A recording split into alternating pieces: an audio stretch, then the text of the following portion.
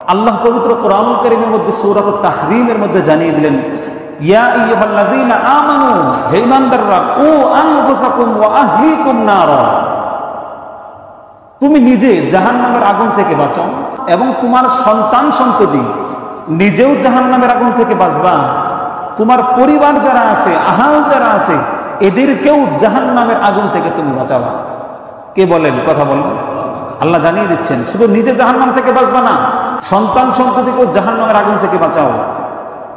সন্তান সন্ততিকে জাহান্নামের আগুন থেকে বাঁচানোর সুরত কি? কুলে করে, বেঁধে কিংবা আঘাত করে বাঁচাবে এটা না। সন্তানকে এই শিক্ষায় শিক্ষিত করো, এই জ্ঞান কথার মধ্যে বদ্ধমূল করে দাও, আল্লাহর বিধানকে সামনে উপস্থাপনা করো, এমন শিক্ষায় শিক্ষিত করো যে সন্তান আল্লাহর একত্ববাদের পরিচয় লাভ করতে পারে। আল্লাহর অবাধ্যতা হয় এমন কোনো কাজ সন্তান করবে না। ও শিক্ষায় শিক্ষিত করো, ও জ্ঞান তার মাথার মধ্যে বদ্ধমূল করো, এটাই জাহান্নাম থেকে বাঁচানোর সুরত। তো আল্লাহ বলেন, ইয়া আইয়ুহাল্লাযীনা আমানু কু আনফুসাকুম ওয়া আহলিকুম নারা, হে দুনিয়ার ঈমানদাররা, কু আনফুসাকুম, নিজে জাহান্নাম থেকে বাঁচো, নিজেকে রক্ষা করো, ও আহলিকুম, তোমার পরিবার পরিজন যারা আছে এদেরকেও জাহান্নামের আগুন থেকে বাঁচাও। ওয়াকুদুহান নাস ওয়াল হিজারা, কোন জাহান্নামের আগুন থেকে বাঁচাবে? যেই জাহান্নামের আগুনের ইন্ধন হলো মানুষ এবং পাথর। নাউজুবিল্লাহ বলেন। দুনিয়াতে যে আগুন জ্বলে, এই আগুনের ইন্ধন কি বলেন? গ্যাস। এই আগুনের ইন্ধন কি? লাকড়ি। কথা বলেন ঠিক কিনা? জাহান্নামের আগুনের ইন্ধন হবে লাকড়ি, হবে না। জাহান্নামের আগুনের ইন্ধন কোন গ্যাস কিংবা দুনিয়াবি কোনো উপকরণ হবে না।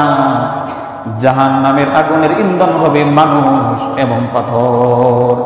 আল্লাহ বলেন, ওই জাহান্নামের আগুন থেকে তুমি নিজেকে রক্ষা করো, নিজেকে সেভ করো। শুধুমাত্র কেবলমাত্র তুমি তোমার নিজেকে রক্ষা করবে না, তোমার পরিবারের মধ্যে তোমার আরো যারা সদস্য আছে প্রত্যেককেই সেই আগুনের, জাহান্নামের আগুন থেকে তোমাকে রক্ষা করতে হবে। ওই জাহান্নামের দায়িত্বশীলের মধ্যে থেকে কারা আছে? মালাইকাতুন গিলাদুন শিদাদুন লা ইয়াসুনাল্লাহা মা ইয়ামুরুহুম।